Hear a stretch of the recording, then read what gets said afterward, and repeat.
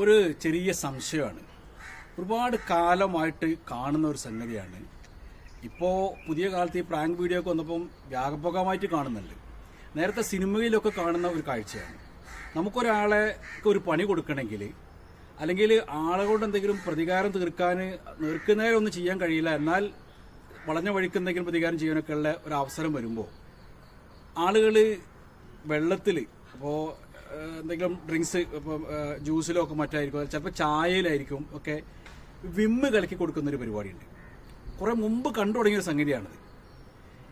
ഇപ്പോഴും ഈ അടുത്ത കാലത്തും അത്തരം ചില കാഴ്ച കാണുന്നുണ്ട്. എനിക്കൊരു സംശയം എന്താണെന്ന് വെച്ചാൽ, ഈ വിമ്മ് അത് വെള്ളത്തിൽ കലക്കി കൊടുത്താൽ, ചായ കലക്കി കൊടുത്താൽ കുടിക്കുന്ന ആക്കത് മനസ്സിലാവില്ലേ?